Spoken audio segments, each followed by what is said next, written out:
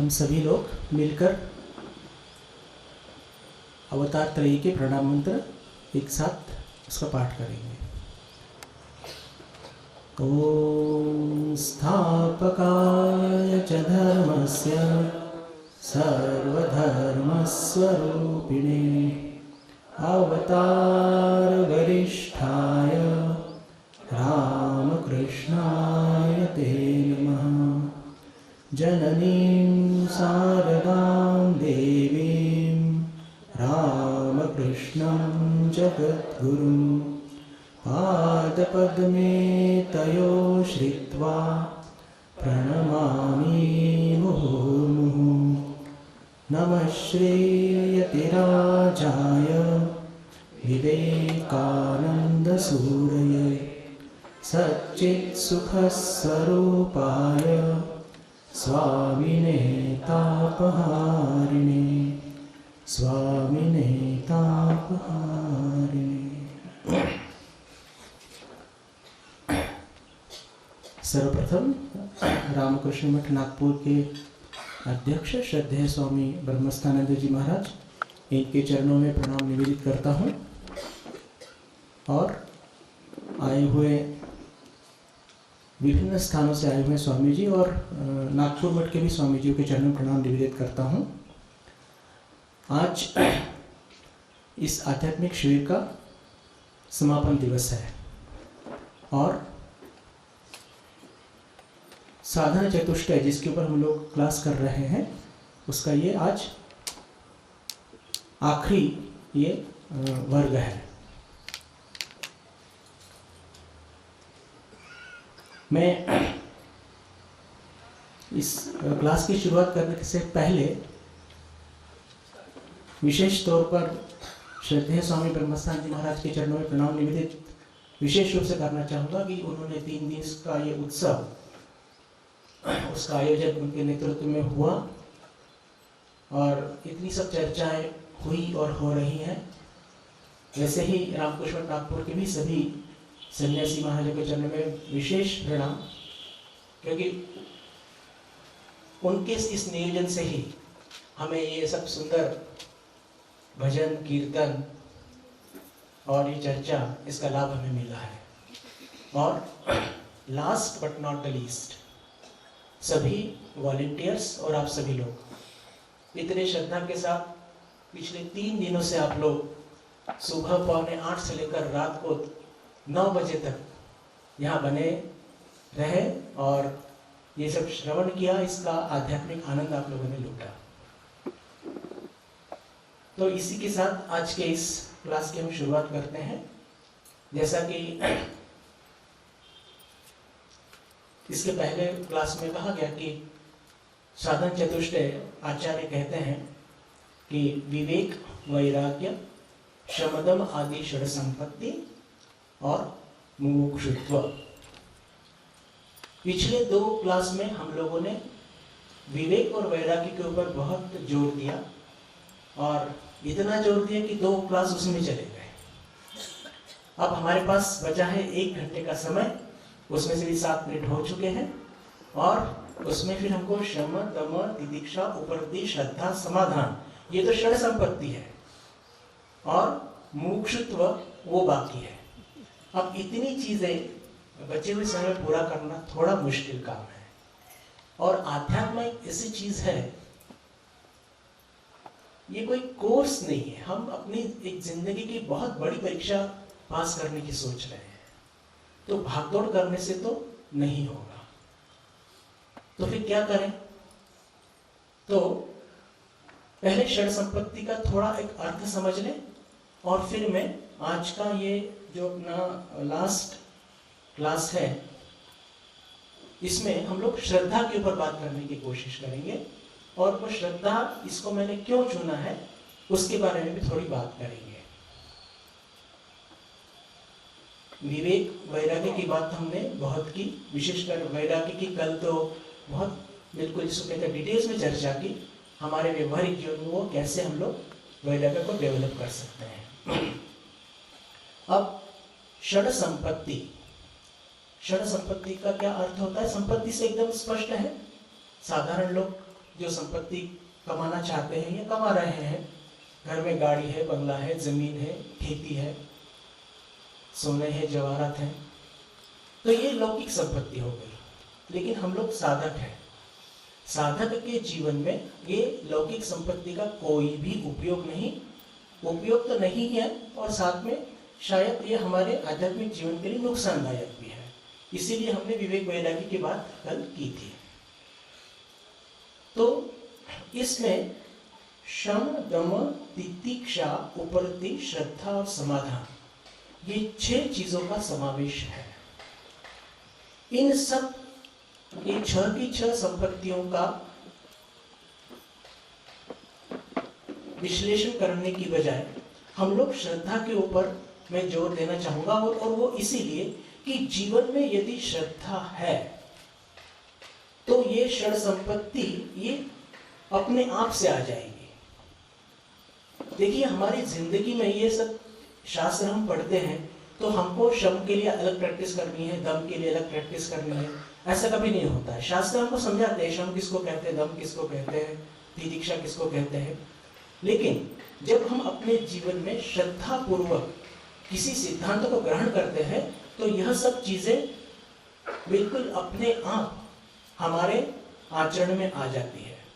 और इसीलिए समय के अभाव को देखते हुए मैंने ऐसा निश्चित किया कि क्यों ना हम लोग श्रद्धा के ऊपर ही आज बात करें। तो पहले हम देखना चाहेंगे श्रद्धा किसको कहते हैं। आचार्य शंकर विवेक चूड़ामणि में श्रद्धा की बहुत सुंदर परिभाषा देते हुए कहते हैं, शास्त्रस्य गुरुवाक्यस्य सत्य बुद्ध्या अवधारणम सा श्रद्धा कथिता सद्भिर्यया वस्तुपलभ्यते। वस्तुपलभ्यते, मैं फिर से दोहराता हूं, शास्त्रस्य गुरुवाक्यस्य सत्य बुद्ध्या अवधारणम सा श्रद्धा कथिता सद्भिर्यया वस्तुपलभ्यते। वस्तुपलभ्यते से क्या मतलब है? हमें किस चीज की प्राप्ति करना है? मोक्ष की या आत्म साक्षात्कार की। और उसको प्राप्त करने के लिए शास्त्र और गुरुवाक्य जो हमें कहते हैं वो हमारे हित में है, इसके ऊपर पूरा दृढ़ विश्वास के साथ हमारे इसको धारण यदि हम करेंगे उसको श्रद्धा कहते हैं। पूरे विश्वास के साथ जब हम अपने गुरु के दिए हुए उनके जो कुछ हमारी शिक्षाएं हैं हमारे आध्यात्मिक जीवन के लिए, यदि उसको हम धारण करते हैं, धारण करने का क्या मतलब होता है कि जीवन में बदलाव आता है। भगवान श्री राम कृष्ण बहुत सुंदर बात कहते हैं। देखिए, एक बात होती है विश्वास होना, एक बात होती है श्रद्धा होना। ये दोनों में बहुत अंतर है।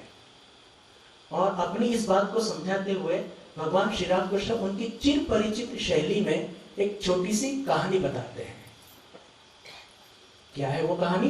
कि एक घर में एक सज्जन और चोर दोनों साथ में सोए हैं। जिस कमरे में वो सोए हैं उसके बाजू के कमरे में कुछ धन रखा हुआ है, सोना रखा हुआ है।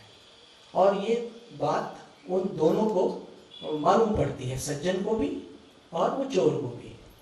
तो जो सज्जन है वो सोचे बात न्यूज मिल गई है, लेकिन सज्जन सोचता है उससे मेरा क्या मतलब है, वो सोना तो मेरा नहीं है, इसलिए वो आराम से सो जाता है।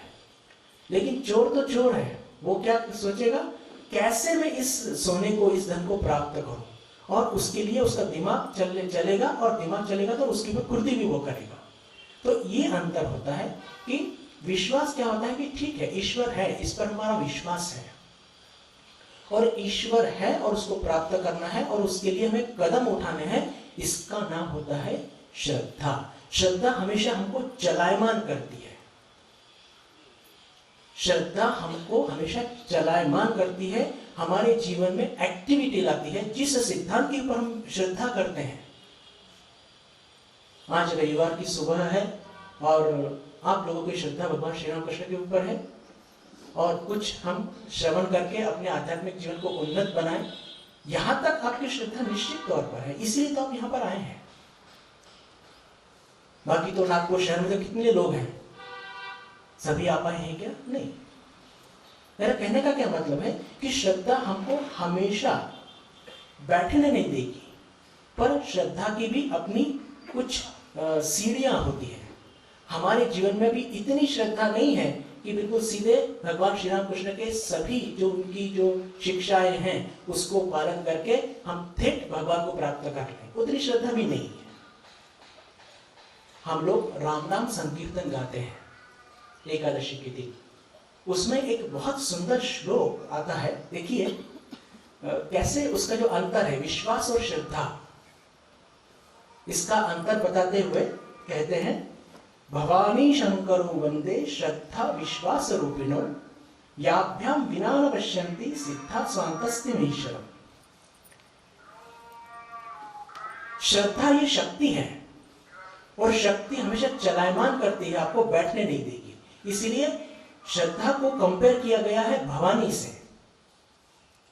भवानी शंकरो वंदे, मतलब जो कवि हैं वो क्या कह रहे हैं, भवानी शंकरो वंदे, मैं भवानी को भी प्रणाम करता हूं, शंकर को भी प्रणाम करता हूं। पर भवानी को क्या स्थान दिया है, श्रद्धा विश्वास रूपिणो, ये दोनों कैसे हैं, भवानी ये शक्ति है इसीलिए इसको श्रद्धा का स्थान दिया गया है। और श्रद्धा, मैं फिर से कहना चाहूंगा कि हम लोगों के जीवन में श्रद्धा यदि एक बार निर्माण हो गई तो वो हमको बैठने नहीं देगी। किसी सिद्धांत के ऊपर हमारा विश्वास हो गया, हमारे जीवन में बदल आ जाएगा, वो बदल आना ही चाहिए, उसके सिवा हो नहीं सकता। भगवत गीता के 17वें अध्याय का 3रा श्लोक, उसमें भी भगवान यही बात कहते हैं। भगवान श्री कृष्ण कहते हैं, सत्वानुरूपा सर्वस्य श्रद्धा भवति भारत, सत्वानुरूपा सर्वस्य श्रद्धा भवति भारत, श्रद्धामयो अयं पुरुषः यो यत् श्रद्धः स एव सः।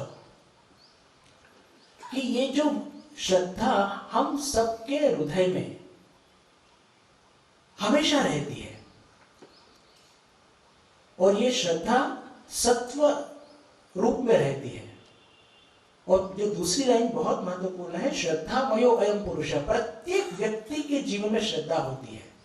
और इसीलिए हम देखते हैं कि हम सभी लोगों का जो एक व्यक्तित्व जो होता है वो अलग अलग क्यों होता है। जिसकी जितनी ज्यादा श्रद्धा होगी उसका व्यक्तित्व वैसे अलग अलग होगा। हम देखते हैं भगवान श्री राम कृष्ण के इतने ग्रही भक्त थे, पर प्रत्येक की श्रद्धा अलग अलग थी, और उनकी वो श्रद्धा के हिसाब से भगवान श्री राम कृष्ण की भक्ति करते थे। कितने ही उदाहरण ऐसे ले सकते हैं कि जैसे जैसी हर एक की श्रद्धा होती है वैसे वैसे उनके जीवन में बदल आता है। तो हमारे जीवन में ये बदल आए, हमारे जीवन में श्रद्धा बदले, इसके लिए हम क्या कर सकते हैं। पहले तो कुछ उदाहरण हम ये देखना चाहेंगे कि श्रद्धा जीवन में जागृत होने से क्या होता है। श्रद्धा जीवन में जागृत होने से हमारे जीवन में क्या बदल या आता है। तो उसका एक बहुत सुंदर उदाहरण स्वामी जी के जीवन से मैं देना चाहूंगा कि देखिए श्रद्धा किसको कहते हैं। आप सभी जानते हैं कि 1881 के बाद स्वामी जी इन्होंने भगवान श्री राम कृष्ण पास उनके आना जाना उनका शुरू हुआ, और अपनी पहली ही मुलाकात में भगवान श्री राम कृष्ण ने पहचान लिया कि ये नररूपी नारायण है जिनकी मैं तलाश कर रहा हूं भवतारिणी के कार्य के लिए। और उनको अच्छे से उनकी परीक्षा करने की दृष्टि से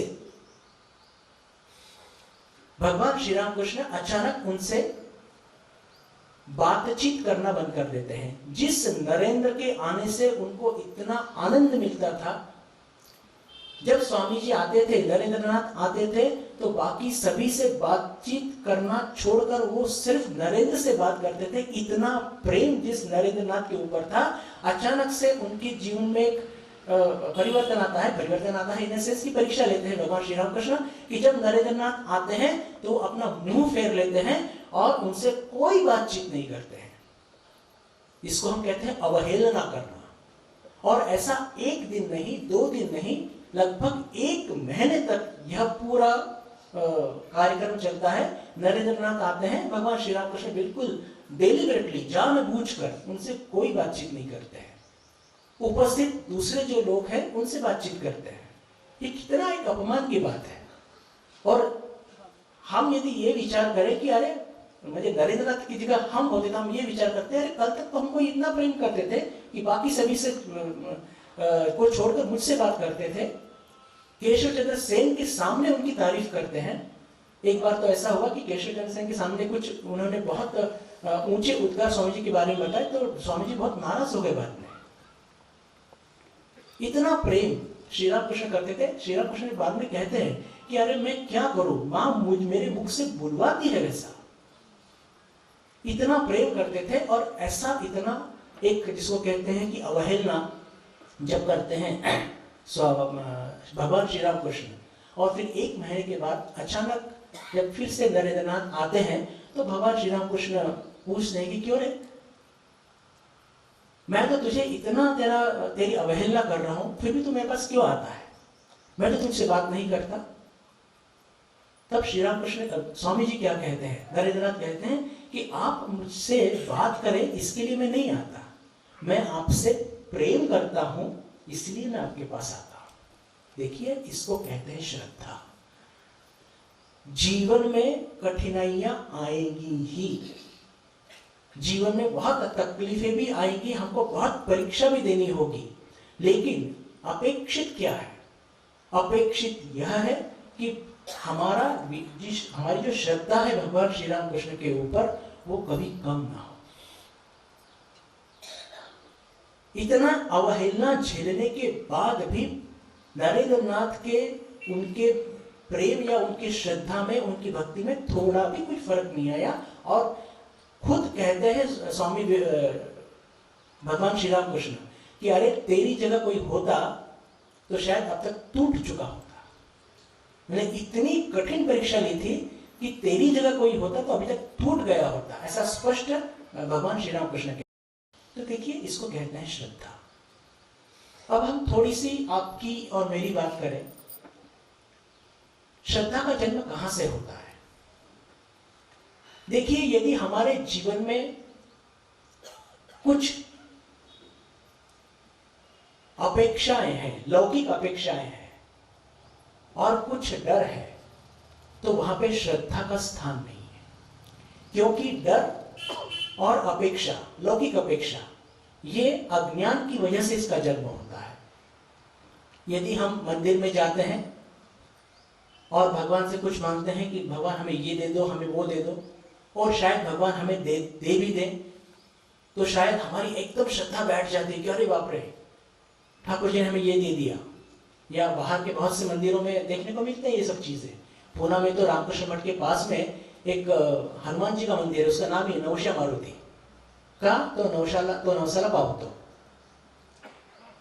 अब देखिए कि यदि हम कुछ लौकिक चीज मांगते हैं और यदि हमको 1 या 2 बार वो मिल भी जाती है, लेकिन हर बार मिले की जरूरी नहीं है, वो जो मिली है वो आपकी मेहनत की वजह से मिली है। और यदि हमें वो चीज लौकिक जो हम 4थी बार या 3री बार मांगते हैं और नहीं मिली, तो क्या हो जाता है, हमारी श्रद्धा कम हो जाती है। तो यहां मैं कहना चाहूंगा वो श्रद्धा ही नहीं है। मैं कहना नहीं चाहूंगा, ये फैक्ट है, ये शास्त्र कहते हैं कि यदि कुछ लौकिक चीजों की प्राप्ति के लिए हम ईश्वर के आगे हाथ पसारते हैं और यदि वो मतलब हमारी श्रद्धा लौकिक चीजों के ऊपर डिपेंडेंट हो गई, तो हमको ईश्वर नहीं चाहिए, हमको वस्तु चाहिए। अरे वस्तु चाहिए तो उसके लिए मेहनत करो। तो ये कोई श्रद्धा नहीं है। और वैसे ही डर, यदि हम ईश्वर की पूजा ना करें तो ये नाराज हो जाएंगे, हमको श्राप देंगे या हमारा कुछ अनिष्ट हो जाएगा। देखिए भगवान कभी भी किसी का अनिष्ट नहीं करते, ये याद रखिए। यदि हमारे जीवन में कुछ अनिष्ट होता है वो हमारे कर्मों का फल होता है। ये बिल्कुल आप गांठ बांध लीजिए इस बात को। अरे वो तो ईश्वर दयामय है, वो क्यों किसी का बुरा करेंगे। हमारे जीवन में यदि कुछ कष्ट आते हैं, कुछ तकलीफें आती हैं, वो हमारे कर्मों का फल होता है। मैं यदि वो भगवान को सफेद फूल नहीं दिया या कुछ ऐसा कर दिया वैसा कर दिया तो उससे मेरा कुछ अनिष्ट हो जाएगा, देखिए ये सब चीजों में कोई तथ्य नहीं होता। वेदांत इन सब चीजों को पूरा कुछ नहीं मानता है। और फिर हम तो साधक हैं। साधक कैसे? कि हमें अपनी जिंदगी में मोक्ष प्राप्त करना है, मुक्ति प्राप्त करनी है, ईश्वर दर्शन प्राप्त करने हैं, और उसके लिए हमें बहुत श्रद्धा की आवश्यकता है। जब तक हमारे जीवन में ये श्रद्धा नहीं आएगी तब तक हमारी प्रगति नहीं होगी। और ये श्रद्धा क्या, कुछ उदाहरण और भी हम देखते हैं। ये बहुत ही, श्रद्धा एक इतना इंपॉर्टेंट कंसेप्ट है। मैं बात करना चाहूंगा रामकृष्ण संघ के कल्याणानंद जी और निश्चयानंद जी, और विशेषकर निश्चयानंद जी महाराज जो महाराष्ट्र से हैं, और वो स्वामी जी के इकलौते मराठी सन्यासी थे। और जैसा उनका नाम निश्चयानंद, एक बार सोच लेंगे तो फिर उस चीज को वो करके ही रहेंगे। उनके बारे में एक बहुत सुंदर घटना और थोड़ी इंटरेस्टिंग भी है, वो आपके सामने रखने में का मुझे उसका जो मोह में छोड़ नहीं पा रहा हूँ, कि वो जब बेलूर मठ जाते हैं रामकृष्ण संघ ज्वाइन करने, तब स्वामी विवेकानंद जीवित हैं। वो पहुंचते हैं लगभग दोपहर को। भोजन के बाद स्वामी जी अब विश्रांति लेने की उनका समय हो चुका है। ठीक ऐसे समय जाके पहुंचते हैं निश्चयानंद जी, और जाके सेवक से कहते हैं कि स्वामी जी से कहो कि मैं आया हूं महाराष्ट्र से, सूर्याजी राव। तो स्वामी जी एकदम उनको स्ट्राइक होता है, उनकी बात पहले हो चुकी होती है। तो क्या वो सूर्याजी राव से कहते हैं कि ठीक है, उसको करो, उसको कहो गंगा में स्नान कर ले। तो कोई बाथरूम वगैरह कुछ नहीं थे, जाके तो गंगा में स्नान करो और थोड़ा सा कुछ भोजन कर लो, मैं दोपहर को उनसे मिलूंगा। तो ये सूर्यजी राव क्या कहते हैं स्वामी जी से, वो सेवक को बोलते हैं कि स्वामी जी से कहो मैं यहाँ पर नहाने और खाने के लिए नहीं आया। ये स्पिरिट है, ये स्पिरिट है सूर्यजी राव की, निश्चयानंद जी महाराज की। और उनकी बहुत घटनाएं सभी इंटरेस्टिंग है, इसीलिए स्वामी जी ने खुद उनको नाम दिया निश्चय। तो इन निश्चयानंद जी और एक और महाराज थे कल्याणानंद जी, ये दोनों समवयस्क थे, स्वामी जी के समय से थे। देखिए बात कर रहे हैं श्रद्धा की। स्वामी जी ने एक दिन कल्याणानंद जी महाराज को बुला के कहा कि कल्याण देखो, वो जो चार धाम की यात्रा के लिए जो भक्त लोग जाते हैं, उस वक्त दवाई हॉस्पिटल की कोई सुविधा नहीं थी, और मेरी इच्छा है कि तुम वहां जाओ, और जो साधु सन्यासी जो भक्त वहां जाते हैं, बीमार पड़ जाते हैं, दवाई के अभाव में वो वहां उनका मृत्यु हो जाता है, उनकी मौत हो जाती है, तो वहां जाके उनकी सेवा करो। और ऐसा कहते हुए वो कहते हैं कि कल्याणानंद जी ये पश्चिम बंगाल से थे, उनको कहते हैं कि Kalyan you forget the Bengal, just get the words. Kalyan you forget the Bengal, कि तुम पश्चिम बंगाल को हमेशा के लिए भूल जाओ। याद रखिए हम बात कर रहे हैं श्रद्धा की। और देखिए गुरु के शब्दों के ऊपर, गुरु की आज्ञा के ऊपर क्या श्रद्धा कि कल्याणानंद जी महाराज ने एक बॉक्स खरीदा होम्योपैथी मेडिसिन का, और वहां से जो निकले, और उसके बाद वो कभी भी पश्चिम बंगाल में उन्होंने पैर नहीं रखा। जब स्वामी जी ने अपना देह छोड़ा, देह छोड़ने के बाद जब बेलूर मठ के जो राजा महाराज इन सब लोगों ने टेलीग्राम करके बुलाया कि देखो स्वामी जी का जो भंडारा है उसके लिए तो तुम आओ।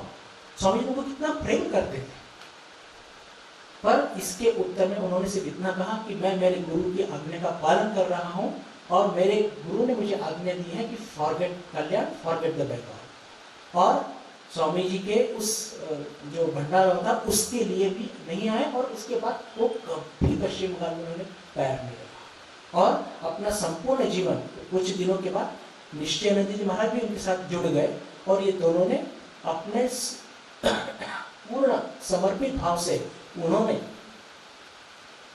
उस वहां पर सेवा की। और आज हम जो देखते हैं लगभग 500 बिस्तर का और मोस्ट मॉडर्न टेक्नोलॉजी से युक्त, इंस्ट्रूमेंट से युक्त जो हॉस्पिटल देखते हैं, उसकी नींव किसने रखी? उसकी नींव कल्याणानंद जी महाराज और निश्चयानंद जी महाराज ने रखी है। इसको कहते हैं श्रद्धा। एक बार कह दिया फिर शायद जमीन ऊपर चले जाए, आसमान नीचे आ जाए, हम अपने विचारों से नहीं हटेंगे। इसका नाम होता है श्रद्धा।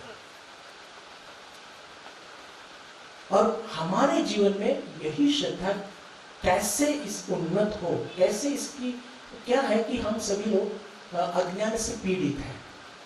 श्रद्धा हम लोगों के जीवन में भी है, नहीं है ऐसे बात नहीं, पर जितनी श्रद्धा हम ये सब उदाहरण देख के हमको इंस्पिरेशन मिलता है उतनी श्रद्धा नहीं है। तो आप एक प्रश्न मुझसे पूछ सकते हैं कि महाराज हम लोगों की श्रद्धा कैसी बढ़े। एक बहुत ही प्रैक्टिकल क्वेश्चन है और बहुत ही वैलिड भी है। इसकी हम थोड़ी चर्चा करने की कोशिश करेंगे कि देखिए, बौद्धिक तौर पर ऐसा कोई रिजोल्यूशन लेके कि मैं श्रद्धा बढ़ाऊंगा, ऐसे श्रद्धा नहीं बढ़ती। जैसे हम रिजोल्यूशन लेते हैं कि मैं इस बार एग्जामिनेशन में 95% मार्क लाऊंगा, तो हम मेहनत करते हैं, मिलते भी हैं, शायद 96 मिल जाते हैं। लेकिन श्रद्धा ये बात एक ऐसी है कि जो हमारे अंदर की शक्ति है उसको जागरूक करना है। मैं फिर से कहना चाहूंगा, सोचकर मुझे अपनी जिंदगी में श्रद्धा, मतलब बौद्धिक स्तर पर मैं कहना चाहूंगा, बौद्धिक स्तर पर ऐसा सोचकर श्रद्धा नहीं बढ़ा सकते हैं। तो फिर कैसे बढ़ा सकते हैं? हमारे जीवन में जब जब विवेक और वैराग्य बढ़ेगा, हमारे जीवन में जितने जितने सांसारिक या प्रापंचिक आकर्षण कम होंगे, वैसी वैसी हमारी श्रद्धा बढ़ेगी। मतलब फिर घूम फिर के आप लोग बोलेंगे, ये बुद्धानंद जी फिर घूम फिर के विवेक विवेक विवेक वैराग्य उसी पर आते हैं। श्रद्धा बोले या शब्द बोले, कुछ भी बोले, तो क्यों वो आध्यात्मिक जीवन का पूरा फाउंडेशन है। देखिए, बौद्धिक स्तर पर फिर से कहूंगा, ऐसा सोच के नहीं बढ़ा सकते। उसके लिए हमको ये जितने भी ये जो संसार के प्रलोभन है, आकर्षण है, ये हमारे जितने कम होंगे, हाँ, इनको कम करने के लिए हम एक बौद्धिक रिजोल्यूशन ले सकते हैं कि नहीं, मैं ये सब आकर्षणों के पीछे नहीं पड़ूंगा। उसके बाद वो श्रद्धा ऑटोमेटिक बढ़ेगी। पर सिर्फ मैं अपना श्रद्धा बढ़ाऊंगा वैसे नहीं बढ़ेगी। जितने हम संसार से दूर जाएंगे, जितने हम ठाकुर जी के पास, ये भी बहुत जरूरी है। भगवान श्री रामकृष्ण कहते हैं कि सिर्फ वैराग्य से बात नहीं बनेगी, वैराग्य के साथ ईश्वरीय अनुराग दोनों जरूरी है। ईश्वरीय अनुराग भी उतना जरूरी है, नहीं तो क्या होगा कि ठीक है, बहुत से एक काल्पनिक बात कहें तो कुछ लोग क्या कहते हैं ना कि वो उनको संसार में रस नहीं है, संसार में भी रस नहीं है और ईश्वर में भी रस नहीं है। तो ये तो तामसिक स्थिति है, ये तो बहुत डेंजर स्थिति है। संसार में भी रस नहीं है और ईश्वर में भी रस नहीं है, सिर्फ बैठे रहने में रस है, तो ये तो तामसिकता की स्थिति है। तो हमें क्या करना होगा, सिर्फ जो प्रापंचिक आकर्षण उसको भी कम करना है और ईश्वर के साथ अनुराग भी हमारे जीवन में उतना ही बढ़ना चाहिए। और कुछ बहुत ही इंस्पायरिंग उदाहरण हम लोग देखना चाहेंगे, विशेषकर भगवान श्री रामकृष्ण के जो उनके शिष्य थे, उनके जीवन में देखो कैसी कैसी परिस्थितियां निर्माण होती थी और वो परिस्थितियों से कैसे जूझते हुए अपनी श्रद्धा। होता क्या है कि हम अपनी जिंदगी में जब कठिन प्रसंग आते हैं तब हमारी श्रद्धा डगमगा जाती है। सही अर्थ में श्रद्धा वह है जो कभी डगमगाती नहीं है, और जो डगमगाए वो श्रद्धा नहीं है। डगमगाए वो विश्वास है। जैसे अब हमने अभी बात की कि कुछ लौकिक चीज हमने मांगी, हमको मिल गई, वो हमारी थोड़ी श्रद्धा बढ़ गई, हम ऐसा कहते हैं, वो श्रद्धा नहीं बढ़ी है, वो तो व्यापार हो गया। मैंने आपसे कुछ मांगा, आपने मुझे कुछ दिया, अरे अरे मैंने आपकी तारीफ कर दी, ये तो वैसे ही हुआ ना। अरे अपने जीवन में ये देखना चाहिए कि हम इस जो लौकिक ये जो जग है, इसके परे हमको जाना है। लौकिक की चीजों को उसके ऊपर पैर रखकर हम लोग ये प्राप्त नहीं कर सकते। हमें अपने को अध्यात्म मतलब आत्मा की ताकत के ऊपर खड़ा होना होगा, और इसी को आत्मा की ताकत पे खड़े होने के लिए श्रद्धा बहुत जरूरी है। एक उदाहरण हम और लें, और ये उदाहरण कबीर से है। आप सभी जानते हैं कि बहुत बड़े संत उत्तर प्रदेश में हो चुके हैं, संपूर्ण भारत में इनके कबीर के दोहे हम सभी पढ़ते हैं। इनके जिंदगी में हम ये जानते हैं कि इनका जन्म एक हिंदू माता के गर्भ से हुआ, लेकिन इनकी परवरिश हुई एक मुस्लिम परिवार में। समाज में यह बात पूरी फैल चुकी थी और इसीलिए इनको न हिंदू समाज इनको ग्रहण कर पाता है, न मुस्लिम समाज इनको ग्रहण कर पाता है। लेकिन मुस्लिम जो माता पिता है उनको बहुत प्रेम करते हैं। लेकिन इतना अनोखा व्यक्तित्व है कबीर का, जब उनके मन में इच्छा होती है कि मुझे दीक्षा लेनी है। और ये घटना वाराणसी की है। उस वक्त वहाँ पर एक रामानंद जी महाराज करके थे, जो कि बहुत सुप्रसिद्ध संत थे। उनके पास वो विनती करते हैं कि मुझे आप दीक्षा देंगे। तो किसी कारण की वजह से रामानंद महाराज उनको ना कर देते हैं। पर कबीर के मन में रामानंद जी महाराज के प्रति इतनी श्रद्धा है कि मैं यदि दीक्षा लूंगा तो इन्हीं से लूंगा। और दीक्षा में क्या होता है कि गुरु हमको स्पर्श करते हैं और कुछ मंत्र कहते हैं और उसको हम ग्रहण करते हैं श्रद्धा के साथ में। तो अब इन्होंने कहा कि रामानंद जी महाराज मैं आपको दीक्षा नहीं दूंगा। तो कबीर ने क्या किया, उन्होंने ऐसा किया कि उन्होंने पता किया कि महाराज गंगा स्नान करने कितने बजे आते हैं। लगभग 3 बजे काशी में आते हैं गंगा स्नान करने। तो जिस घाट पर वो स्नान करने आते हैं उस घाट पर एक पेड़ी के ऊपर वो बिल्कुल फ्लैट सो जाते हैं। तो क्या होता है कि जब रामानंद जी महाराज गंगा स्नान करने के लिए आते हैं, अब उस वक्त लाइट वगैरह कुछ भी नहीं थे, आके उनका पैर स्पर्श होता है कबीर को, और पैर स्पर्श होते ही रामानंद जी महाराज की एक आदत थी कि वो कुछ भी ऐसा होने से अचानक हम बोलते हैं ना, हम लोग बोलते हैं आई गो, तो वैसे रामानंद जी महाराज बोलते हैं राम राम। तो जैसे ही उनके पैर को स्पर्श हुआ, उनको याद आया कि यार कोई यहाँ पर मनुष्य सोया हुआ है।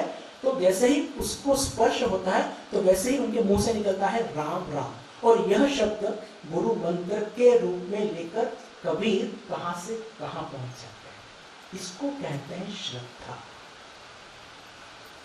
इसको कहते हैं श्रद्धा।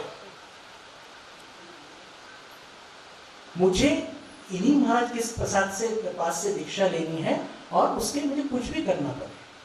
मुझे कितनी, ये कोई बहुत डिफिकल्ट सिचुएशन नहीं थी, लेकिन मुझे ऐसा ही मंत्र चाहिए। देखो पता क्या है कि हमारा जो अहंकार होता है ना, वो बहुत आड़े आता है। हम लोगों की क्या समस्याएं हैं उसके बारे में हम थोड़ी बातचीत करना चाहेंगे कि हम लोगों की श्रद्धा क्यों नहीं बढ़ती। हम अपने कुछ प्रश्न लेकर जब अपने गुरुजनों के पास जाते हैं तो होता क्या है कि हम ये अपेक्षा रखते हैं कि हमारे गुरु ने हमको जैसा पसंद हो वैसा उत्तर हमें मिलना चाहिए। बराबर ना? बहुत बिल्कुल इसको कहते हैं ना कि सरल सीधा कुछ ऐसा, महाराज कुछ इजी बताइए, डिफिकल्ट कुछ मत बताइए। अरे हमारे संस्कार देखकर, हमारी स्थिति देखकर हमारे गुरुजन हमारे प्रश्नों का जवाब देते हैं कि क्या करने से हम आगे बढ़ सकते हैं। यदि हमें हमारा मनपसंद उत्तर चाहिए, हमारे मनपसंद साधना चाहिए, तो फिर हम आगे कैसे बढ़ेंगे, हम कैसे आगे बढ़ेंगे। तो ये हमारी श्रद्धा की उन्नति होने में सबसे बड़ी बाधा जो है वो श्रद्धा की होती है। सबसे क्षमा चाहता हूं, हमारा श्रद्धा बढ़ने में सबसे बड़ी समस्या अहंकार की होती है।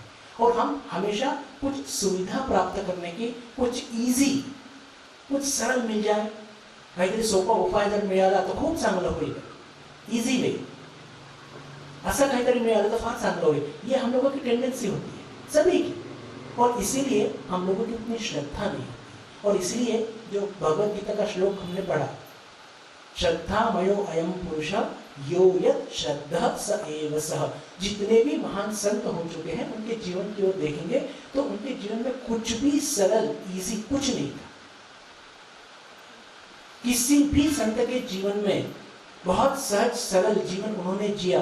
उनका जो मन सहज सरल था, लेकिन उनकी जिंदगी मोस्ट डिफिकल्ट। हम बात करें मीराबाई की, देखिए राजरानी थी पर रहती कैसी हैं, पूरा मन भगवान श्री कृष्ण के ऊपर दिया हुआ है। और घर में जब उनके पति भोजराज का निधन हो जाता है तो उनके जो देवर हैं, उनके जो ससुर हैं, कितनी तकलीफें देते हैं। पूरा प्रयत्न करते हैं कि कुछ भी करके इस लड़की ये मर जाए तो इसे हम निजात पाए। हमारे पूरे खानदान की इज्जत इसने मिला दी है। और क्या घर में उसके शेर भेज देते हैं, सांप भेजते हैं और भी विष का प्याला देते हैं, लेकिन ये सब करके भी उसको उसकी कृष्ण भक्ति कम नहीं होती है।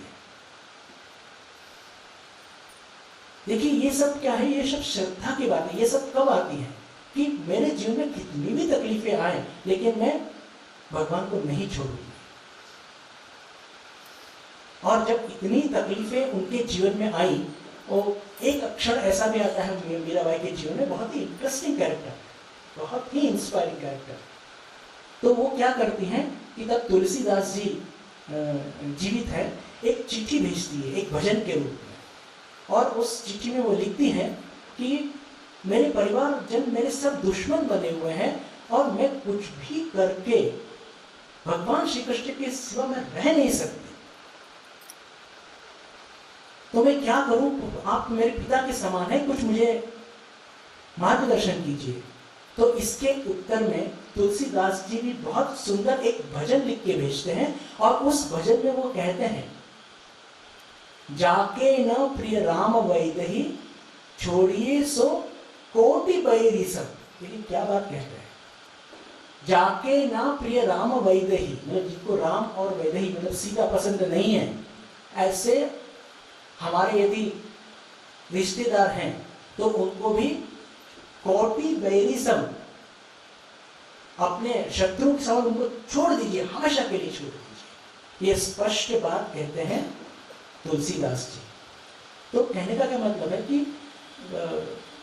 ये श्रद्धा की, इसको कहते हैं श्रद्धा, कि अपने पूरे जिंदगी में इतनी तकलीफ सहन की मीराबाई ने। और मीराबाई की बचपन की भी एक घटना यहाँ पर संदर्भ इसलिए कहना चाहूंगा कि देखो श्रद्धा कैसे बचपन से होती है, कि भगवान श्री कृष्ण से उनका इतना लगाव, इतना प्रेम, इतनी भक्ति कैसे हुई। कहानी ऐसी है कि वो जब बहुत छोटी थी, 4-5 साल की, तब राजा रानी थी, राजस्थान का वो उस समय का जमाना, ज़्यादा बाहर औरतें निकलती नहीं थी, लेकिन उनके पास के घर में एक शादी हो रही थी और दूल्हा सज धज के वो घोड़े पे बैठ के आया हुआ है, और खिड़की से छोटी सी बालिका मीराबाई देख रही है ये सब। और इंटरेस्टिंग है, तो जो बच्ची है वो पूछती माँ से कि माँ क्या हो रही है, ये सब क्या हो रहा है? तो माँ कहती है बेटा शादी हो रही है। अच्छा, तो ये घोड़े पे बैठा कौन है? बोले ये दूल्हा है। तो नन्ही सी मीरा पूछती है कि मेरी शादी कब होगी और मेरा दूल्हा कौन है? अब 5 साल की बच्ची को बहलाने के लिए माँ कहती है कि अरे बेटा तेरी शादी तो हो चुकी है और तेरा दूल्हा है श्री कृष्ण। देखिए घटना अपरेंटली बहुत छोटी लग रही है, लेकिन उस छोटी सी नन्ही सी बच्ची ने उसको इतना श्रद्धा पूर्वक ग्रहण किया कि उसके बाद पूरे जिंदगी भर उन्होंने सिर्फ भगवान श्री कृष्ण को ही अपने पति के रूप में देखा। सिर्फ भगवान श्री कृष्ण को ही अपने पति के रूप में देखा, और उनके जो लौकिक पति थे उनको भी ये बात समझ में आ गई थी। भोजराज की एक विनती है, एक किताब है मीराबाई की, यहाँ लाइब्रेरी में जरूर होगी, तो पढ़िए। रण कुंवरबा ऐसे उनके लेखक का नाम है, और बहुत जिसको कहते हैं ऑथेंटिक किताब है। तो उसमें वो लिखती हैं कि उस माँ ने कही उस बात को इतनी श्रद्धा पूर्वक धारण किया कि अपने पूरे जीवन में उन्होंने इतनी तकलीफ, इतने अपमान, सब कुछ सहन किया, लेकिन कभी भी भगवान श्री कृष्ण को नहीं छोड़ा। और इसीलिए कहते हैं कि द्वारका में जब वो गई थी तो सशरीर भगवान श्री कृष्ण में समा गई। अब ये घटना, इसका विश्लेषण करने की हमको आवश्यकता नहीं है, हम श्रद्धा की बात कर रहे हैं। तो मैं ये कहना चाहूंगा कि हमारी जिंदगी में जब हम एक किसी सिद्धांत को लेकर, या अपने जो इष्ट है भगवान श्री राम कृष्ण, उनके ऊपर हमारी श्रद्धा, यदि हम अपने सभी जो अहंकार, अज्ञान जनित अहंकार और अहंकार जनित जो सब फालतू की चीजें हैं जो हमको हमारे जीवन में श्रद्धा बढ़ने से रोकती हैं, उसको यदि हम जरा दूर करें तो निश्चित तौर पर हमारी भी श्रद्धा बहुत बढ़ सकती है। तो बढ़ानी ही होगी, नहीं तो प्रगति नहीं होगी। श्रद्धा अपने इसको कहते हैं कि भगवान श्री राम कृष्ण एक बहुत सुंदर बात, एक कथानक कहते हैं विभीषण की बात, आप सबों ने पढ़ी है, सिर्फ संदर्भ है इसलिए आपके सामने मैं रखना चाहूंगा कि जीवन में श्रद्धा यदि न हो तो कैसे सीधे जाके हम लोग एकदम खड्डे में गिर जाते हैं। लंका से एक व्यक्ति जिनको आना था समुद्र पार करके और कुछ साधन नहीं मिल रहे थे, तो क्या किया जाए, तो विभीषण कहते हैं उस व्यक्ति को उस लंका में कि देखो तुम्हारे धोती में एक चीज बांध देता हूं और उस चीज को तुम्हारे पास रहने दो, वो चीज तुम्हारे पास में रहेगी तो तुम आराम से समुद्र के ऊपर इस तरह चलोगे जैसे हम लोग जमीन पे चलते हैं। और ऐसा कहते हुए उन्होंने एक पत्ता लिया, पत्ते के ऊपर श्री राम नाम लिखा और उसको न दिखाते हुए उसके धोती में उसको बांध दिया। और अब देखिए श्रद्धा किसको कहते हैं। और जैसे ही वो व्यक्ति ने उसको बांधा और कहा कि विभीषण ने तो मुझे कहा है कि तुम जमीन पे चल सकते हैं, और बस वो समुद्र के ऊपर चलने लगे लिटरली जैसे हम जमीन पे चलते हैं। और काफी कुछ अंतर चलने के बाद उनके मन में एक शंका उत्पन्न हुई कि इसमें ऐसा क्या है, इसमें ऐसा क्या है कि जिसके मेरे पास होने से ही मैं इस पानी के ऊपर चल रहा हूं। तो उन्होंने वो कुतूहलवश अपने धोती में की जो गठान मार के बांधा था उसको खोला, उसमें दिखा एक पत्ता और उसके ऊपर लिखा था श्री राम। बस इतना ही।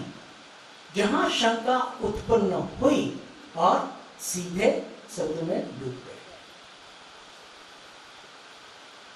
ये कथानक कहते हुए भगवान श्री राम कृष्ण कहते हैं कि देखिए जहां हम लोगों को अपने जीवन में ना कच्ची श्रद्धा लेकर ही शुरुआत करनी पड़ेगी। ये कभी मत सोचना कि ऑल ऑफ ए सडन हम लोगों की श्रद्धा बिल्कुल एकदम बहुत जो दूसरे संत उनके जैसी हो जाएगी। नहीं, कच्ची श्रद्धा लेकर और बहुत सी चीजों के हमको शायद उत्तर नहीं मिलेंगे, बहुत सी चीजों के शायद उत्तर नहीं मिलेंगे। क्यों?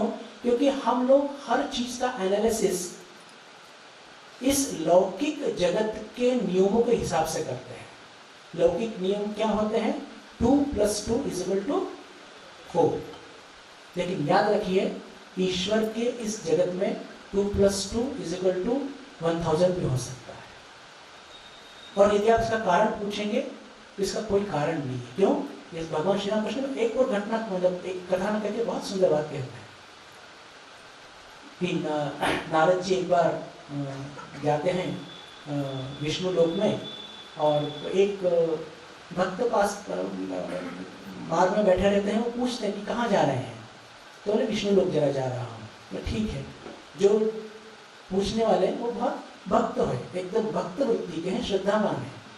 और जब नारद जी विष्णु लोक से भगवान से मिलकर वापस आते हैं तो वो पूछते हैं भक्त कि भगवान क्या कर रहे थे।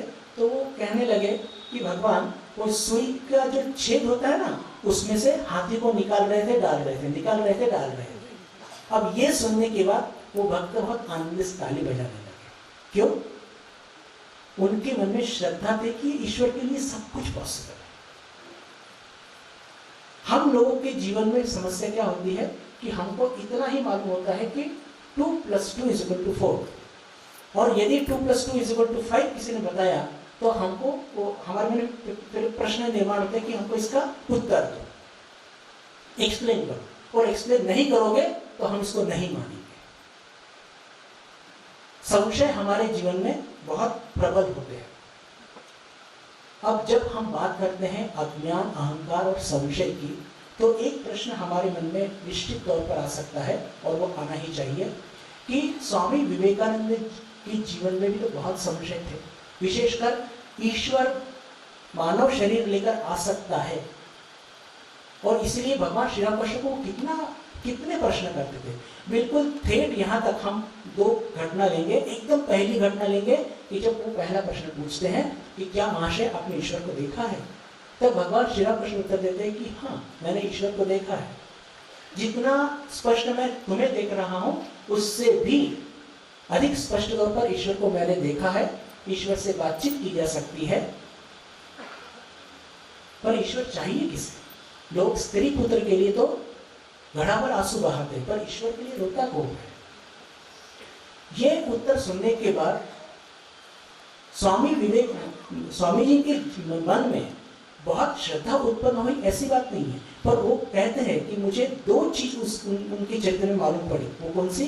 सबसे पहली कि वे अत्यंत पवित्र थे और ईश्वर के लिए ऐसा त्याग मैंने कहीं नहीं देखा। देखिए श्रद्धा कैसे बढ़ती है, और विशेषकर स्वामी जी के जीवन में हम लोग देखेंगे कि बिल्कुल पहली बार उन्होंने नहीं माना और पूरे 1821 से लेकर तो 1886 तक बिल्कुल आखिरी दिन तक उनके मन में ये संशय बना रहता था कि ये अवतार है, ये अवतार है। जब भगवान श्री राम कृष्ण अपना देह त्याग करने वाले थे, कैंसर से पीड़ित थे, उनको बहुत तकलीफ हो रही थी, तब भी उनके मन में यह प्रश्न आया था, क्या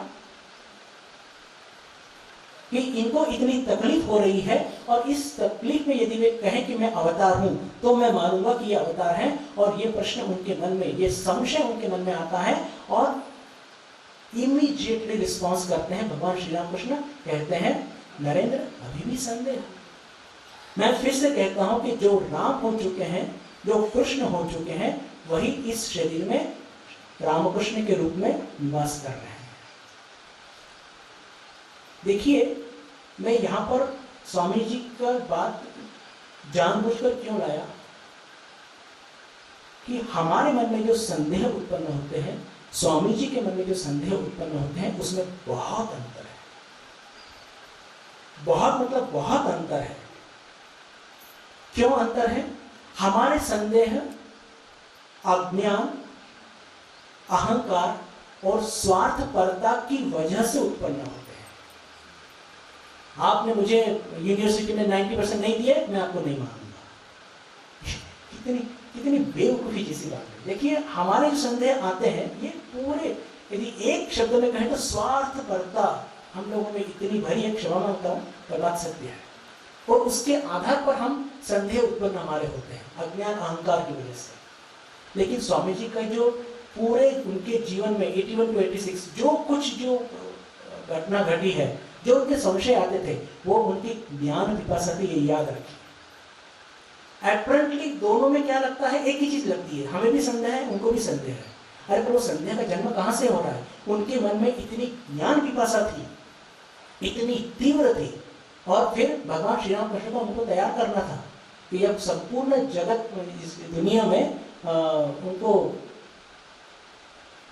वेदांत का प्रचार प्रसार करना था, इसलिए उस तरीके से उनको तैयार कर रहे थे।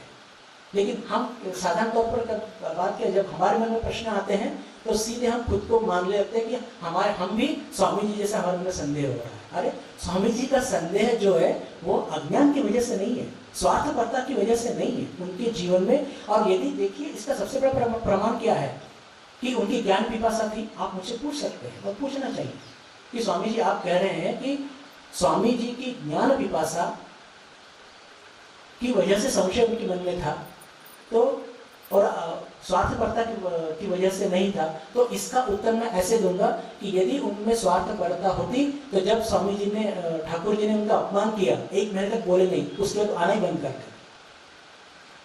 अरे ये तो मुझसे बात ही नहीं करते, मैं क्यों उनके पास जाऊं? और भी बहुत से प्रश्न ऐसे कि जिसका उत्तर ठाकुर जी सीधे नहीं देते थे। एक बार तो ऐसा हुआ कि खुद कहते हैं स्वामी जी कि जब वे नए नए आते थे तो उनको काली का वो रूप बिल्कुल अच्छा नहीं लगता था। ब्रह्म समाज के जाते थे ना, काली का वो रूप, कोई वस्त्र नहीं है, जीभ बाहर निकाली है, शिव जी के छाती के पैर दे के खड़ी है, हाथ में एक राक्षस का मुंड है। बोले I never like the mannerism of mother Kali. और भगवान श्री राम कृष्ण के सामने जानबूझकर कुछ न कुछ ऐसी बात कहेंगे। भगवान श्री राम कृष्ण सब सहन करते थे, लेकिन एक बार वचनामृत में ये प्रसंग है, मास्टर महर्षि से कहते हैं भगवान श्री राम कृष्ण कि एक दिन में इतना नाराज हो गया कि तुम निकल जाओ यहाँ से, तुम मेरी माँ को इस तरह से अपमानित करते हो, मैं तुमसे बात नहीं करना चाहता। इतना अपमान करने के, ऐसी बात बोलने के बावजूद भी नरेंद्र नाथ ने ठाकुर जी के पास आना नहीं छोड़ा। यही दिखाता है कि उनके जो संशय थे वो उनकी ज्ञान पिपासा की वजह से थे किसी भी स्वार्थ से प्रेरित नहीं थे। और यही श्रद्धा हमें भी अपने जीवन में अपेक्षित है, और अपने जीवन में ये श्रद्धा आए। भगवान श्री राम कृष्ण खुद ही कहते हैं कि हमारी कभी श्रद्धा कच्ची है, पर इस कच्ची श्रद्धा को लेकर ही हमें धीरे धीरे आगे बढ़ना होगा। इस कच्ची श्रद्धा को ही पक्की करना होगा। कुछ एक दो उदाहरण और लेकर फिर हम वहां वाणी को विराम दूंगा कि एक पॉल डायसन नाम के एक जर्मनी में बहुत बड़े प्राध्यापक हो चुके हैं, जिनकी स्वामी जी से मुलाकात हुई है। और इनके जीवन का एक बहुत ही इंस्पायरिंग एक इंसिडेंट है कि वे भारत में आते हैं और भारत के विभिन्न स्थानों को भेंट देते हैं। और वो जब जयपुर जाते हैं, जयपुर में गोविंद जी का मंदिर है, और उस गोविंद जी के मंदिर में जब वो जाते हैं तो जैसे हम लोग देखते हैं कि भारत में कुछ भिक्षु मंदिर के बाहर बैठे रहते हैं और जो भक्तजन जाते हैं, जिनको जो संभव हो कुछ पैसे देके जाते हैं। तो ये जब पॉल डायसन मंदिर में जा रहे थे तो देखते हैं कि जो भिक्षुकों की जो लाइन में एक अंधा व्यक्ति बैठा हुआ है और हाथ में खंजनी लेकर इतने आनंद से वो कुछ भगवान श्री कृष्ण के भजन गा रहा है। और दोपहर का समय है, धूप तेज है, राजस्थान की धूप आप जानते हैं, और इतनी सख्त अंधा है, और फिर भी उसके चेहरे पर एक जबरदस्त आनंद पड़ता है। देखिए पश्चिम के ये पढ़े लिखे लोग, और उनको इतना आश्चर्य होता है कि ये क्या बात है, ये आदमी इसको न तो खाने का ठिकाना है, न पहनने को कुछ मिलता है, इतनी गर्मी, और उसमें ये धूप में बैठा हुआ और इतने सुंदर ढंग से ये ईश्वर के भजन गा रहा है। उनसे खुद को रोका नहीं जाता है। साथ में जो होते हैं उनसे पूछता है कि मैं देख सकता हूँ कि ये बहुत आनंद से गा रहे हैं, इनके आनंद का राज क्या है, जरा पूछ के बताओ। तो जो उत्तर मिला ना वो जबरदस्त था। जो कुछ कोई उनके साथ था दुर्भाषी, वो उससे उसके माध्यम से पूछते हैं कि आप इतने आनंद में कैसे हैं। तो वो उत्तर देते हैं कि आनंद वगैरह क्या है ये तो मुझे नहीं मालूम, लेकिन मैं जन्मांध हूँ, मुझे मेरे घर वालों ने, मैं जब छोटा था तभी मेरा त्याग कर दिया और तभी से मैं भीख मांगकर अपना गुजारा करता हूँ। लेकिन ईश्वर की असीम कृपा से मुझे गुरु मिले और उन्होंने मुझे एक मंत्र दिया और उन्होंने मुझे आज्ञा दी कि तुम रोज अपने ईश्वर का नाम स्मरण करना, श्री कृष्ण का नाम स्मरण करना और भजन गा के इस मंदिर के सामने रहना, और इसी से तुम्हारा सब कुछ हो जाएगा। देखिए एक व्यक्ति जो अंधा है बचपन से ही, जिसको घर के लोगों ने त्याग दिया है, उसके जीवन में कहीं कुछ नहीं है, फिर भी वो व्यक्ति सिर्फ श्रद्धा के आधार पर इतना आनंद में, इतनी धूप में भूख अपमान सहन करके और आनंद में रह सकता है। इसे कहते हैं श्रद्धा। इसे कहते हैं श्रद्धा कि एक पश्चिम के एक विद्वान को भी उसका वो चेहरे पर आनंद देखकर वो रुक जाते हैं कि क्या इस आदमी में कुछ ऐसा विशिष्ट है, कुछ तो भी अलग इस आदमी में दिख पड़ता है, इसलिए वहां वो रुक जाते हैं। और उत्तर मिलने के बाद वो भी बहुत आश्चर्यचकित हो जाते हैं। तो ये श्रद्धा कि बस हमें एक बार जो गुरु मंत्र मिला है, जो हमें मार्ग हमारे गुरु ने बताया है, उसके ऊपर हमें अपनी जिंदगी में कितनी भी तकलीफें आए, अब अड़चने तो संसार में सतत बिल्कुल लगी ही रहती है, उसके ऊपर कोई हमारा नियंत्रण नहीं है। पर ठीक है, मतलब उसके ऊपर नियंत्रण नहीं है तो भी ठीक है। हमें जो एक प्रवाह में हम कूदे हैं भगवान श्री राम कृष्ण की पावन गंगा में, तो बस इसमें हम बने रहेंगे। और कच्ची श्रद्धा को हम कैसे पक्की और हो सके, मैं फिर से कहना चाहूँगा कि ये बिल्कुल बौद्धिक स्तर पर सोच कर नहीं होगी। जितनी हमारी सांसारिक प्रापंचिक आकर्षण कम होंगे, जितना विवेक बढ़ेगा उतना वैराग्य बढ़ेगा, जितना वैराग्य बढ़ेगा उतनी श्रद्धा बढ़ेगी। ये सीधी बात है। मराठी में कहते हैं जितकी जास्त आपली सांसारिक लसलस कमी होईल, हाव कमी होईल, तितकं जास्त आमची श्रद्धा वाढेल। ये जिसको कहते हैं ना कि जितनी प्रापंचिक आकर्षण बढ़ेंगे श्रद्धा उतनी कम, जितनी श्रद्धा बढ़ेगी उतनी ही ये प्रापंचिक आकर्षण कम होंगे। या इसको उल्टा कहेंगे तो ज्यादा अच्छा होगा कि जितने हमारे आकर्षण कम होंगे प्रपंच के, श्रद्धा उतनी बढ़ेगी। उसके लिए फिर विवेक और वैराग्य की आवश्यकता होगी ही होगी।